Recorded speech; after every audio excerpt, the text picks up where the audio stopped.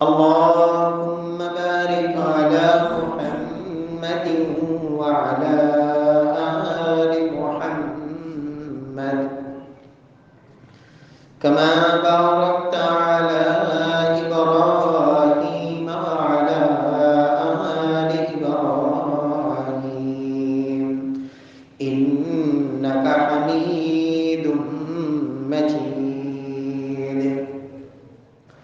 اللهم انفعنا بما علمتنا وعلمنا ما ينفعنا وعلمنا ما ينفعنا وزدنا علما.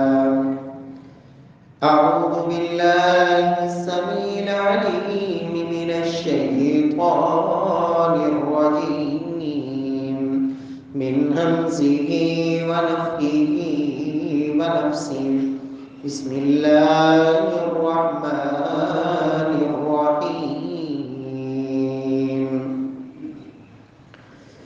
إنا نحن نزلنا الذكر وإنا له لحافظون. وقال الله سبحانه وتعالى في مقام آخر: لو أنزلنا هذا القرآن على جبل لرأيته خاشعا متصدعا من خشية الله. وتلك الأمثال نضربها للناس لعلهم يتفكرون.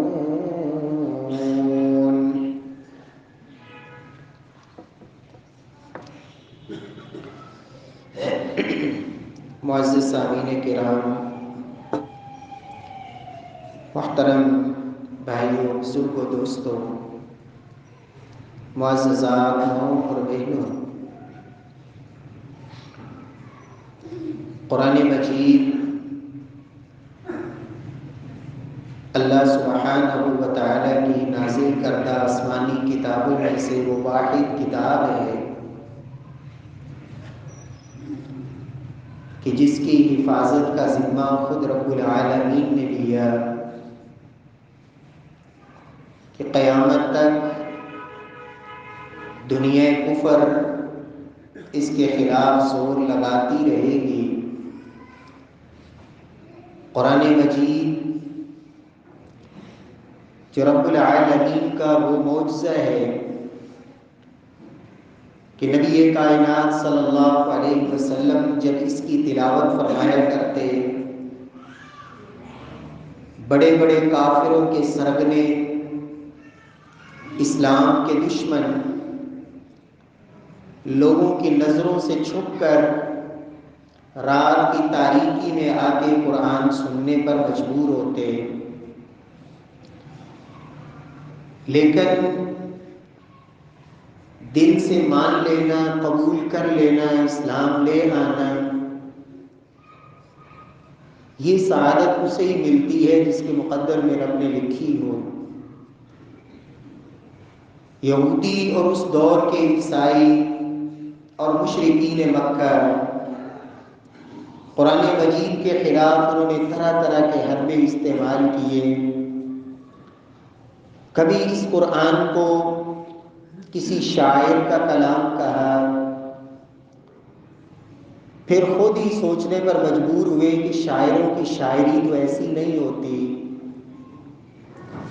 کبھی کہتے اضغاث و احلام، یہ تو ایسے ہے کہ جیسے کسی کو خواب کے اندر کچھ نظر آتا ہے اور وہ اٹھ کر بیان کرنا شروع کر دیتا ہے. یہ تو اضغاث و احلام ہے، ایسے خواب جن کی کوئی اچھی تعبیر بھی نہ ہو. پھر خود ہی سوچنے پہ مجبور ہوتے ہیں اور کہتے ہیں کہ نہیں، یہ ایسا بھی نہیں ہے. کبھی کہتے ہیں کہ یہ کسی مجنون اور دیوانے کا کلام ہے، لیکن اپنی نجی محفلوں اور مجلسوں میں پھر خود ہی مجبور ہوتے ہیں اور کہتے ہیں کہ ایک دیوانے کا کلام تو ایسا نہیں ہوتا. بل قالوا اضغاث احلام بل افتراه بل هو شاعر۔ اللہ کا قرآن فرماتا ہے کہ کبھی یہ شاعر کا کلام کہتے، کبھی کسی مجنون اور دیوانے کا کلام کہتے، اور فرمایا اذ كانوا يجحدون بآیات اللہ، جب کوئی اور راستہ نہ ملتا تو کہتے بس اس کا انکار کرو، اسے ماننے نہ۔ نبی کائنات صلی اللہ علیہ وسلم جب قرآن پڑھتے، آپ کے صحابہ سیدنا ابوبکر صدیق جب مکی دور میں قرآن پڑھتے، کفار کی عورتیں اور ان کے بچے صبر نہ کر پاتے، ان کے اوپر آ کے گرتے اس قرآن کو سننے کے لیے۔ پھر انہوں نے یہ حرکہ سوچا وَقَالَ الَّذِينَ كَفَرُوا لَا تَسْمَعُوا لِهَذَا الْقُرْآنِ وَالْغَوْا فِيهِ لَعَلَّكُمْ تَغْلِبُونَ، قرآن نہ سنو اور نہ ہی کسی کو سننے دو۔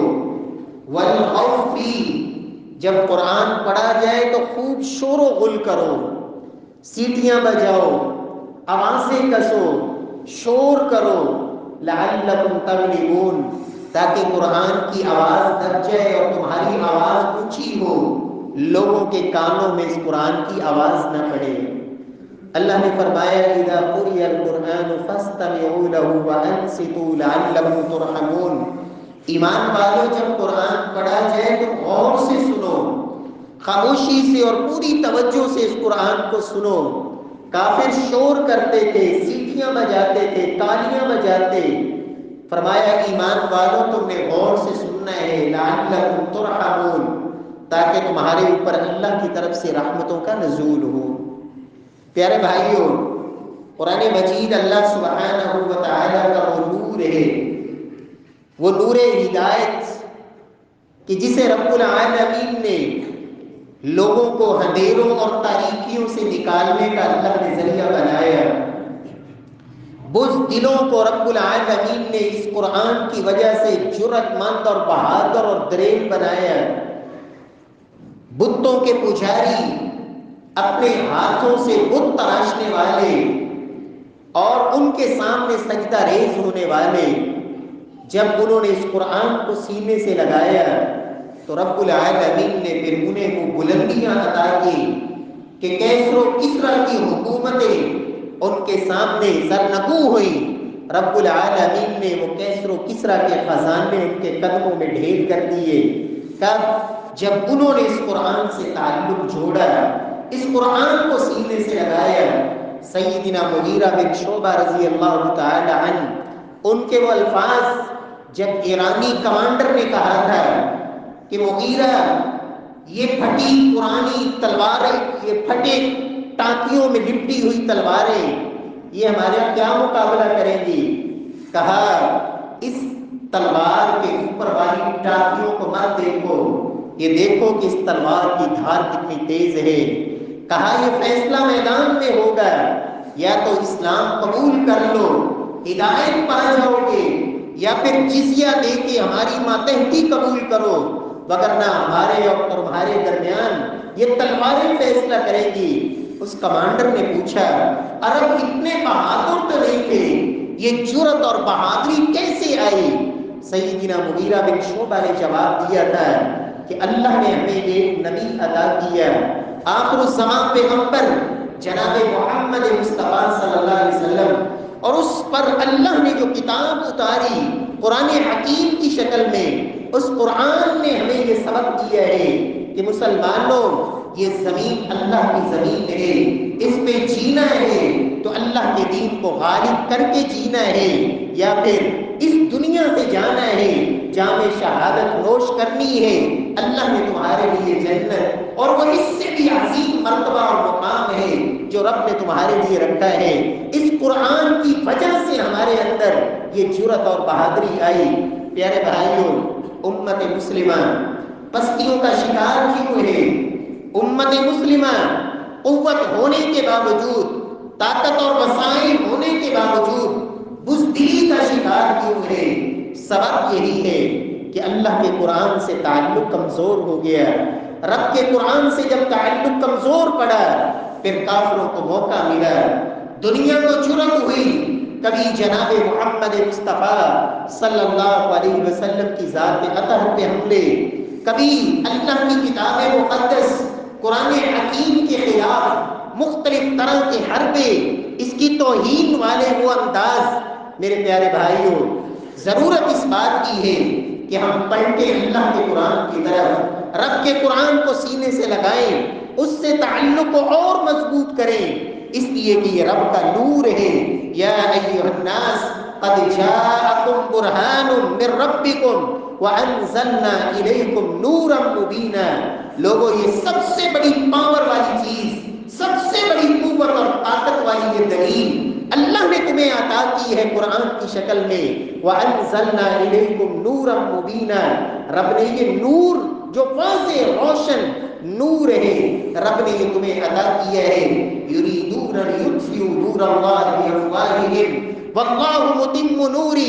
یاد رکھو، دنیا کفر آغاز سے لے کر آج تک ہر دور میں ایڑی چوٹی کا زور لگاتی رہی لِيُطْفِئُوا نُورَ اللَّهِ، کہ اللہ کے اس نور کو وہ اپنے پھونکوں سے بجھا دیں۔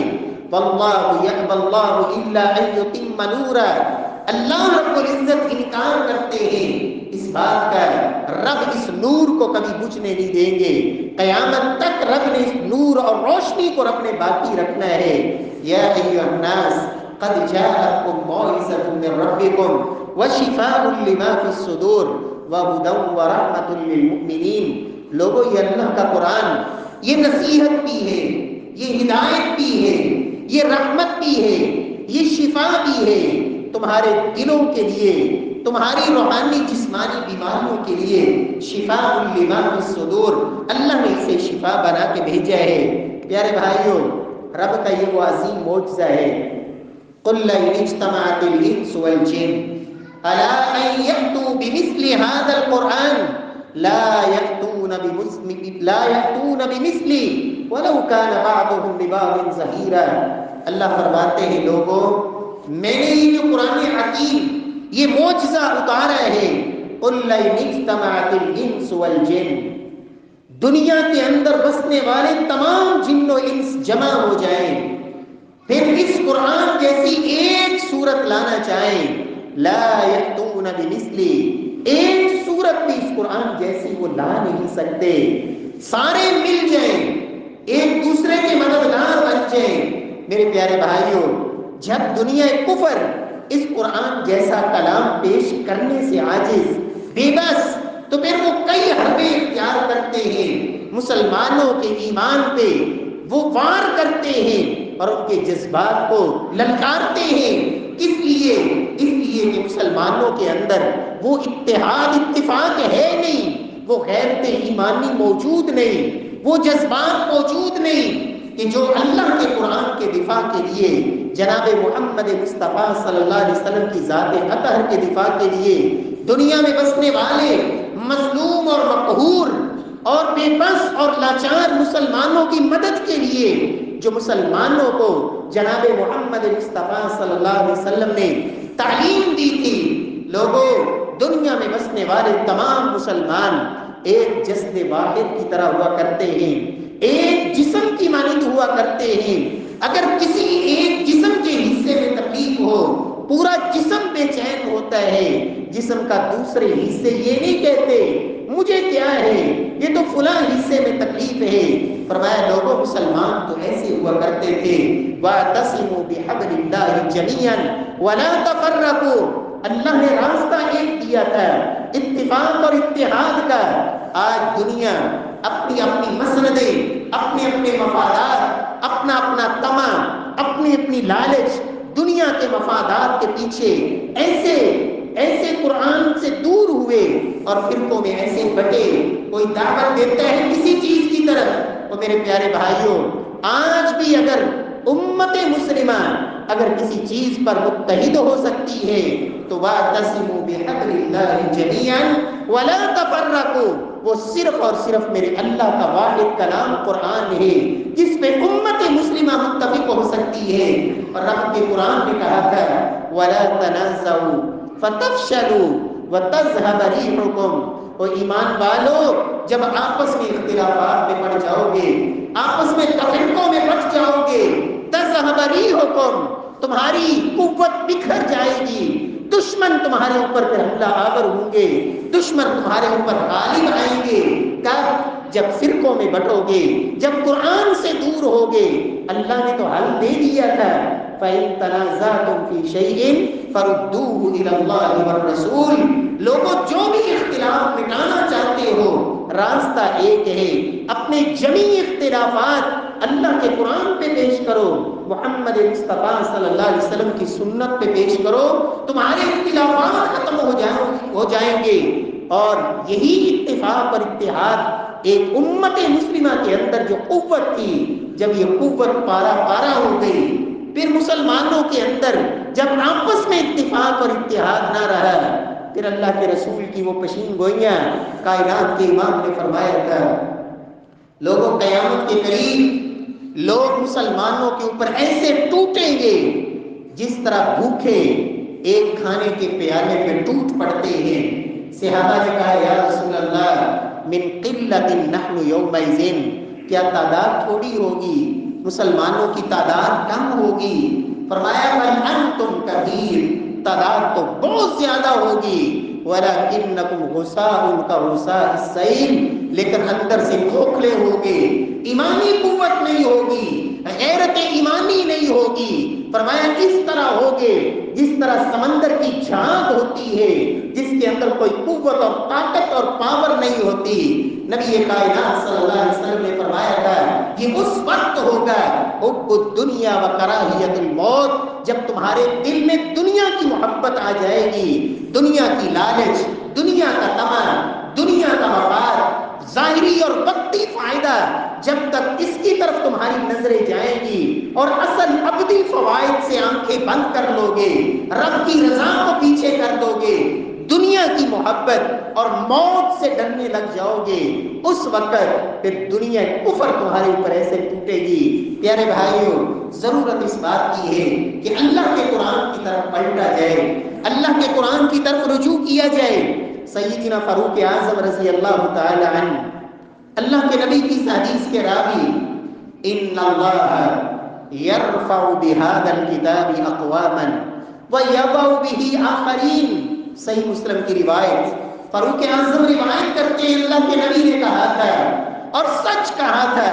عمر کہتے ہیں میں نے اپنی آنکھوں سے یہ منظر دیکھے، یرفع بهذا الكتاب اقواما، اللہ نے اس قرآن کی وجہ سے کتنے لوگوں کو بلندیاں نصیب فرمائی، وَيَضَعُ بِهِ آخَرِينَ، جب اس قرآن سے اعراض کیا، قرآن سے تعلق کو توڑا، تو اللہ نے پھر دنیا کے اندر بھی ذلیل و رسوا کر دیا۔ فاروق اعظم رضی اللہ تعالیٰ عنہ، صحیح بخاری کی روایت کے اندر یہ الفاظ موجود ہیں، فاروق اعظم ان کی مجلس شورا کے ارکان، وہ فاروق اعظم رضی اللہ تعالیٰ عنہ دنیا کفر جن کا نام سن کے کانپتی تھی، ان کی مجلس شورا کے ارکان کون تھے؟ کان القراء اصحاب مجلس عمر مشاورته کہولا کانوا شبانا، عمر کی مجلس شورا کا رکن ہونے کے لیے سب سے پہلی شرط یہ ہوتی تھی کہ وہ حافظ قرآن ہو اور قاری قرآن ہو، پھر وہ عمر کی مجلس شورا کا رکن ہوگا، جوان ہو یا بوڑھا ہو، لیکن قاری قرآن اور حافظ قرآن ہونا ضروری ہے۔ جب مجلس میں بیٹھنے والے لوگ ایسے ہوتے تھے، اصحاب شورا ایسے ہوتے تھے، پھر رب العالمین فتوحات بھی دیتے تھے، رب العالمین غلبہ بھی دیتے تھے، اسلام کو عزت بھی دیتے تھے، اس لیے کہ انہیں اپنی ذات کی پرواہ نہیں ہوتی تھی۔ وہی عمر رضی اللہ تعالی عنہ جنہیں ایران سے ایک سفیر دیکھنے کے لیے آیا، کہا جاؤ اس عمر کو دیکھ کر تو آؤ جس عمر نے میرا کلیجہ چبا لیا ہے، راتوں کو مجھے نیند نہیں آتی، اس عمر کا خوف اتنا دل پہ طاری ہے، رات کو چیخیں مار کے اٹھ جاتا ہوں، اس عمر کو دیکھ کے آؤ۔ وہ جب ایرانی سفیر جب کو کمان پہنچا تھا مدینے کے اندر، پوچھتا ہے کہ عمر کدھر ہے، عمر سے ملنا ہے، کہا گھر میں نہیں ہے، کہیں باہر گئے ہوں گے۔ جب یہ شخص جا کے سیدنا فاروق اعظم کو دیکھتا ہے، ایک درخت کے نیچے ایک پتھر سر کے نیچے رکھا ہوا ہے اور آرام سے تن تنہا اکیلے اس درخت کے نیچے آرام کر رہے ہیں، وہ وہاں کھڑے ہو کر کہتے ہیں عدلت ونمت عمر، آج تو نے اگر آرام کی نیند سو رہا ہے، سبب یہ ہے تو نے یہ نہیں دیکھا کہ یہ کیس کس کے خلاف ہے، یہ رب کی حد کس کے خلاف جا رہی ہے، عدلت تو نے عدل کیا ہے اپنوں کے خلاف بھی اور بیگانوں کے خلاف بھی، عدل کی وجہ سے ہی آج تو اس قدر پرسکون اور آرام کی نیند سو رہا ہے، اگر تو نے ظلم کیا ہوتا آج تو یہ آرام اور سکون کی نیند نہ سوتا، اور جب تک مسلمانوں کے اندر یہ عدل باقی رہے گا دنیا کی کوئی قوت اور طاقت امت مسلمہ کا کبھی مقابلہ نہیں کر سکتی۔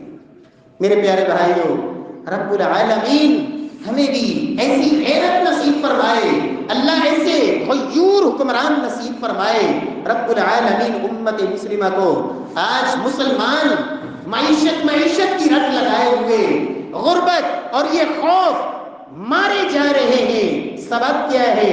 رزق کی تنگی، معیشت کی تنگی، سبب آؤ قرآن سے پوچھتے ہیں وَمَنْ أَعْرَضَ عَنْ ذِكْرِي فَإِنَّ لَهُ مَعِيشَةً ضَنْكًا وَنَحْشُرُهُ يَوْمَ الْقِيَامَةِ أَعْمَى قَالَ رَبِّ لِمَ حَشَرْتَنِي أَعْمَى وَقَدْ كُنْتُ بَصِيرًا۔ اللہ فرماتے ہیں جو میرے قرآن سے اعراض کیا کرتا ہے، جو اس اللہ کے ذکر اور رب کی یاد سے غافل ہوا کرتے ہیں، وَمَنْ أَعْرَضَ عَنْ ذِكْرِي فَإِنَّ لَهُ مَعِيشَةً ضَنْكًا۔ تو سب سے پہلی سزا قرآن سے منہ موڑنے والوں کو اللہ کہتے ہیں میں یہ دیتا ہوں کہ ان کی معیشت کو میں تنگ کر دیتا ہوں، گزرانے زندگی تنگ کر دیتا ہوں۔ آج آپ دیکھ لیں جو کھربوں پتی ہیں، جو اربوں پتی ہیں، وہ بھی رو رہے ہیں، جن کی ماہانہ لاکھوں اور کروڑوں میں آمدنیاں تھیں وہ بھی رو رہے ہیں۔ سبب کیا ہے؟ وَمَنْ أَعْرَضَ عَنْ ذِكْرِي فَإِنَّ لَهُ مَعِيشَةً ضَنْكًا وَنَحْشُرُهُ يَوْمَ الْقِيَامَةِ أَعْمَى۔ اللہ فرماتے ہیں یہ تو دنیا کی سزا ہے، کل قیامت والے دن جب میں اٹھاؤں گا تو دنیا کی آنکھیں جو بینائی رب نے عطا کی تھی وہ چھین لوں گا اور اندھا کر کے اٹھاؤں گا۔ قال رب لم حشرتنی اعمی، کہے گا اللہ کیوں اندھا کر کے اٹھایا؟ وقد كنت بصیرا، دنیا کے اندر تو میں دیکھتا تھا، بڑا صاحب بصیرت تھا۔ جواب آئے گا کذالک اتتک آیاتنا فنسیتها، تو آنکھوں سے دیکھتا تھا، دنیا کے معاملات میں بڑا ذہین تھا، بڑا فطین تھا، بڑے معاملات کو سدھارنے کے لیے ڈھنگ آتے تھے، دنیا کے معاملات کے اندر بڑا صاحب بصیرت تھا، لیکن اندھا تھا تو اللہ کے قرآن سے اندھا تھا۔ آج رب نے بطور سزا جب اٹھایا ہے تو اندھا کر کے اٹھایا، اور رب العالمین فرمائیں گے جس طرح دنیا میں تو نے میرے قرآن کو بھلا دیا، قرآن سے اعراض کر لیا، وَكَذَلِكَ الْيَوْمَ تُنْسَىٰ، آج تو بھی بھلا دیا ہے۔ اور میرے پیارے بھائیوں جسے میرے رب نے قیامت کو بھلا دیا اس کے لیے نجات کا راستہ کہاں ہوگا؟ اس لیے اللہ کے رسول فرمایا کرتے تھے لوگوں اقرأوا القرآن فَإِنَّهُ يَأْتِي يَوْمَ الْقِيَامَةِ شَفِيعًا لِأَصْحَابِهِ، لوگوں قرآن سے مضبوط تعلق جوڑو، قرآن شافع مشفع، دنیا کے اندر بھی قرآن عزتیں دلاتا ہے، اور کل قیامت والے دن رب کی بارگاہ میں بھی نجات اور کامیابی کا راستہ یہی ہوگا، یہ سفارشی بن کے آئے گا۔ من جعلہ امامہ قادہ الی الجنہ، جس نے دنیا میں قرآن کو اپنا مقتدا بنایا، اپنا رہبر، رہنما اور پیشوا بنایا، من جعلہ امامہ، جس نے قرآن کو اپنے آگے رکھا، دنیا کے ہر کام میں رہنمائی اللہ کے قرآن سے لیتا ہے، جناب رسول اللہ کی سنت سے لیتا ہے، من جعلہ امامہ قادہ الی الجنہ، قرآن جنت میں اسے پہنچا کے چھوڑے گا، راستے میں تنہا نہیں چھوڑے گا، قبر میں ساتھی بنے گا، حشر میں ساتھی بنے گا، رب کی بارگاہ میں سفارشی بن کے آئے گا، اور فرمایا جنت تک لے کے جائے گا۔ یہ قرآن، جس نے اس قرآن سے تعلق جوڑا اور جو قرآن سے اعراض کر لے، رب العالمین فرماتے ہیں دوسری سزا کیا ملتی ہے؟ ایک تو روزی کی تنگی، دوسرا اللہ کا قرآن کہتا ہے وَمَن يَعْشُ عَن ذِكْرِ الرَّحْمَٰنِ نُقَيِّضْ لَهُ شَيْطَانًا فَهُوَ لَهُ قَرِينٌ، اللہ فرماتے ہیں جب قرآن سے یہ اعراض کرتا ہے تو پھر میں شیطان کو اس کے اوپر مسلط کر دیتا ہوں. من یعش عن ذکر الرحمن نقید له شیطانا فهو له قرین. سورہ زخرف میں اللہ فرماتے ہیں پھر وہ شیطان اس کا قرین بن جاتا ہے. یہ کھاتا ہے شیطان ساتھ, یہ پیتا ہے شیطان ساتھ, یہ گھر میں داخل ہوتا ہے شیطان ساتھ, حتیٰ کہ ازدواجی تعلق اپنی بیوی کے ساتھ تنہائی کے لمحات میں بھی وہ شیطان اس سے جدا نہیں ہوتا. نقید لہ شیطانا فہو لہ قرین. یہ تسلط کب ہوتا ہے؟ جب قرآن سے دوری ہوتی ہے, اللہ کا قرآن نہیں پڑھا جاتا, رب کے قرآن کو نہیں سمجھا جاتا, پھر رب کے دین کی طرف لوٹنا اس کے لیے دشوار ہو جاتا ہے. اس لیے کہ شیطان کے شکنجے کے اندر ایسا کسا ہوا ہے, پھر اسے کوئی ہوش نہیں ہوتی. سبب کیا ہے؟ اللہ کے قرآن سے اعراض. اور نبی کائنات فرمایا کرتے تھے لوگوں پڑھا کرو سورہ بقرہ, قرآن پڑھا کرو اپنے گھروں کے اندر, اس لیے کہ وہ گھر جس میں قرآن نہ پڑھا جائے وہ قبرستان کی مانند ہے. اپنے گھروں کو قبرستان نہ بناؤ, اس لیے کہ قبرستان میں قرآن نہیں پڑھا جاتا, اور جہاں قرآن پڑھا جائے وہ قبرستان نہیں ہوتا. فرمایا پڑھا کرو اپنے گھروں میں قرآن. اللہ ہم سب کو توفیق سے نوازے. پیارے بھائیوں, قرآن مجید کل قیامت والے دن اگر دنیا میں اس سے اعراض کیے رکھا ہے, کل قیامت والے دن جناب محمد مصطفیٰ صلی اللہ علیہ وسلم اپنے رب کی بارگاہ میں اپنی امت کے خلاف ایک مقدمہ دائر کریں گے. سورہ فرقان 19واں پارہ, وقال الرسول یا ربی ان قوم اتخذوا هذا القرآن مہجورا. نبی کہیں گے, رسول کہیں گے رب کی بارگاہ میں کہ اے اللہ میری اس قوم نے میرے بعد اس قرآن سے اعراض کر لیا, قرآن کو چھوڑ دیا. یہ مقدمہ نبی کائنات صلی اللہ علیہ وسلم اللہ کی بارگاہ میں, القرآن حجت لک و علیک. اے انسان قرآن کے دو ہی رخ ہیں, یا تیرے حق میں دلیل بن کے آئے گا یا تیرے خلاف دلیل بن کے آئے گا. اب فیصلہ تو نے کرنا ہے, قرآن کو اپنے حق میں دلیل بنانا ہے یا اپنے خلاف دلیل بنانا ہے. رب العالمین ہمیں قرآن سے گہری وابستگی اللہ نصیب فرما دے. پیارے بھائیوں, قرآن سے اعراض کرنے والا اپنا ہو بیگانہ ہو, رب العالمین بسا اوقات کو عبرت بناتے ہیں. آج بھی دنیا کفر قرآن کی توہین پہ تلی ہوئی. ایک عیسائی, صحیح بخاری میں ایک قصہ موجود ہے, مسلمان ہوا, سورہ بقرہ سورہ آل عمران پڑھی, بعد میں مرتد ہو گیا اور جا کے کافروں کو یہ کہتا ہے کہ قرآن محمد کے پاس کوئی نہیں آتا, میں جو لکھ کے دیتا تھا لوگوں کو سنا دیتا تھا, اس کے علاوہ کچھ نہیں ہے. قرآن کی بھی توہین کی, محمد مصطفیٰ صلی اللہ علیہ وسلم کی بھی توہین کی. رب نے عبرت کیسے بنایا؟ جب مر گیا لوگوں نے قبر کھودی, قبر کھود کے دفن کیا. جب صبح ہوئی تو دیکھا کہ لاش باہر پڑی ہے, زمین نے لاش کو قبول کرنے سے انکار کر دیا. لوگوں نے کہا, اپنوں نے کہا کہ شاید یہ مسلمانوں نے کیا ہوگا. دوبارہ قبر بنائی, اس سے گہری بنائی. اگلے دن قرآن کا یہ گستاخ اور اللہ کے نبی کا گستاخ یہ ظالم زمین نے پھر نکال کے باہر پھینکا. 3 دن تک یہ سلسلہ ہوتا رہا. آخر اس کی لاش کو انہوں نے ویسے چھوڑ دیا, درندے کھا گئے اور دنیا کے اندر پرندے نوچ کے اس کی لاش کو کھا گئے. رب کی زمین نے اسے قبول کرنے سے انکار کر دیا. اور میرے پیارے بھائیوں, یہ تو رب کا نظام ہے, مجھے اور آپ کو اپنے حصے کا دیا جلانا ہے. میرا قرآن سے کیا تعلق ہے؟ اللہ کے نبی صلی اللہ علیہ وسلم نے فرمایا تھا کہ میں نے ایک رات جب خواب کے اندر کچھ مناظر مجھے دکھائے گئے, فرشتے مجھے لے کے گئے اور مجھے کچھ مناظر دکھائے گئے.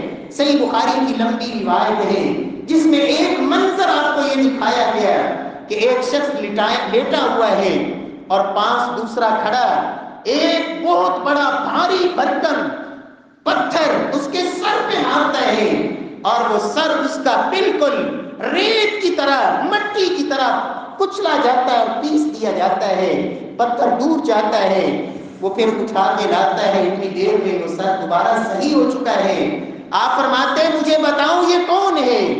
فرمایا الذی یرفضہ عن القرآن وینام عن الصلاۃ المکتوبہ، یہ وہ ظالم ہے کہ جس نے قرآن سے اعراض کیا، قرآن سے اتنا دور ہوا حتیٰ کہ فرضی نمازیں تک چھوڑ دی، نماز فرض کا وقت ہوتا تھا اور یہ سویا رہتا تھا، قرآن سے منہ موڑنے والا، فرض نمازوں سے غفلت برتنے والا، فرمایا یہ وہ بد نصیب انسان ہے جس کے سر کو کچلا جا رہا ہے، اس لیے کہ اس کھوپڑی کے اندر، اس دماغ کے اندر دنیا کے بڑے بڑے قوانین اور بڑے بڑے لا اور پتہ نہیں کیا کچھ تو اسے یاد تھا، نہیں یاد تھا تو رب کا قرآن یاد نہیں تھا، نہیں یہ دماغ میں کوئی چیز بیٹھتی تھی تو اللہ کے قرآن کے متعلق کوئی بات دماغ میں نہیں آتی تھی۔ رب العالمین نے یہ عبرت بنایا۔ پیارے بھائیوں، اللہ رب العزت ہم سب کو قرآن سے اللہ گہری وابستگی نصیب فرمائے۔ المیہ یہ ہے کہ قرآن مجید جن مقاصد کے لیے میرے رب نے اتارا تھا، لوگوں یہ قرآن تو زندگیاں بدل دینے والا، ڈاکوؤں اور رہزنوں کو اللہ کا ولی بنا دینے والا۔ فضیل بن عیاض رحمہ اللہ قرآن کی چند آیات سنی، کہا بدل گیا ہوں، وہ فضیل جسے لوگ ڈاکو کے نام سے جانتے تھے آج اللہ کے ولی کے نام سے جانتے ہیں، اس قرآن نے بدلا۔ قرآن مجید جن لوگوں نے اس قرآن کی طرف رجحان کیا، اور اللہ کا قانون یہ ہے وَلَنَهْدِيَنَّهُمْ سُبُلَنَا، جو تڑپ رکھنے والے ہوتے ہیں ہم انہیں پھر راستہ دکھا بھی دیا کرتے ہیں۔ اللہ رب العزت توفیق سے نوازے۔ آج مسلمانوں نے قرآن کا مقصد کیا بنا لیا؟ کہا یہ ہدایت کی تو کتاب ہے ہی نہیں، یہ کس لیے ہے؟ کہا یہ اصالِ ثواب کی کتاب ہے۔ قرآن ہمارے گھر میں پڑھا جائے گا جب کوئی مر گیا، تیجا ساتا 40واں قل فلاں یہ وہ ایسی رسم و رواج کے لیے ہم نے اس قرآن کو بنا لیا۔ اور رب کعبہ کی قسم یہ تو انقلابی کتاب تھی، لوگوں کی زندگیوں کو بدلنے والی کتاب تھی۔ افتؤمنون ببعض الکتاب وتکفرون ببعض، لوگوں قرآن کے مرضی کے حصے میں ایمان رکھتے ہو، جو اپنی منشا کے مطابق اس پر ایمان لے آتے ہو، وتکفرون ببعض، اور جہاں اپنا دل نہیں مانتا اس کا انکار کر دیتے ہو۔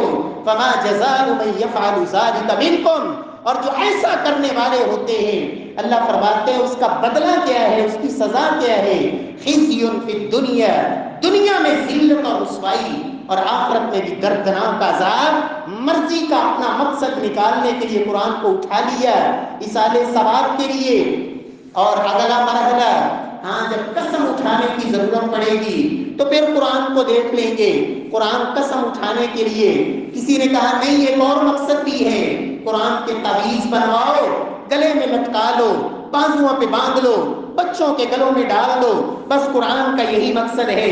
کسی نے کہا نہیں، مزید ہمت بھی کی، قرآن کو صبح صبح اٹھا کے ایک دفعہ چوما، بوسا دیا اور اونچا کر کے رکھ دیا۔ ہاں کہا کبھی برکت کے لیے، چاہے گانے کی محفل ہو، چاہے بے حیائی کا بھنگڑے ڈالنے کی مجلس ہو، آواز میں برکت کے لیے 4 آیتیں پڑھ دیا کرو۔ اور میرے پیارے بھائیوں، رب کعبہ کی قسم قرآن صرف ان مقاصد کے لیے نہیں تھا، قرآن تو زندگیاں بدلنے والا تھا، قرآن تو بھٹکی ہوئی انسانیت کو اللہ سے جوڑنے والا تھا، بتوں کے پجاریوں کو رب کے سامنے جھکانے والا تھا، اور اوج ثریا تک پہنچانے والا تھا یہ قرآن۔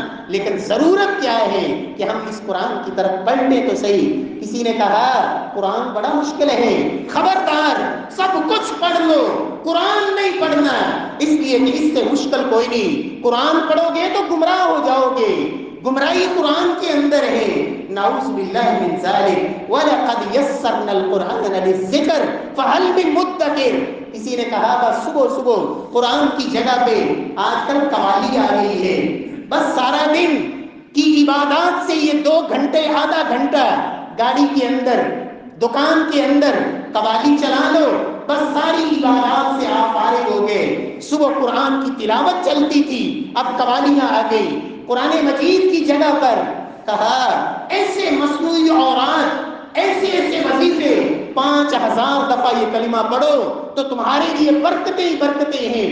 وہ ساری زندگی سارا دن وہ یہ 5000 اور 10,000 کے یہ مصنوعی عدد اور وظیفے پورے کرنے میں لگا رہتا ہے، قرآن کی طرف پلٹنے کا موقع ہی نہیں ملتا۔ خدا را قرآن اللہ کی وہ کتاب تھی جس کے لیے نہ عمر کی قید ہے، نہ علاقے کی قید ہے، نہ افراد کی قید ہے۔ اللہ نے جس عمر میں بھی رکھا ہے، لوگوں لوٹو قرآن کی طرف۔ امام ابو حنیفہ رحمہ اللہ کے شاگردوں میں امام ظفر کہتے ہیں آخری زندگی کے 2 سال قرآن یاد کیا، حفظ کیا، عمر کے آخری 2 سالوں میں خواب میں کسی کو ملے، اور یہ امام ابو حنیفہ رحمہ اللہ کے حوالے سے مسند ابی حنیفہ اس کی شرح کے اندر یہ لکھا ہوا ہے، وہ کہتے ہیں لولا السنتین لہلک ظفر، ظفر کی زندگی کے اگر آخری 2 سال نہ ہوتے تو ظفر ہلاک ہو جاتا ہے۔ یہ 2 سال جو میں نے قرآن حفظ کرنے پہ لگائے، زندگی کے آخری 2 سال، اللہ نے اس کی بدولت نجات دے دی۔ اللہ رب العزت ہم سب کو بھی توفیق دے، قرآن کی طرف پلٹیے، قرآن کے ساتھ تعلق جوڑیے۔ پیارے بھائیوں، میں اور آپ اپنے آپ کو بدلیں، قرآن سے تعلق جتنا مضبوط کریں گے اللہ ویسے ہی پھر حکمران بھی عطا کریں گے، اور پھر دنیا کے اندر یہ قرآن کا غلبہ ہوگا۔ اللہ مجھے اور آپ کو عمل کی توفیق بخشے۔ واقول قولی ھذا وآخر دعوانا الحمد للہ۔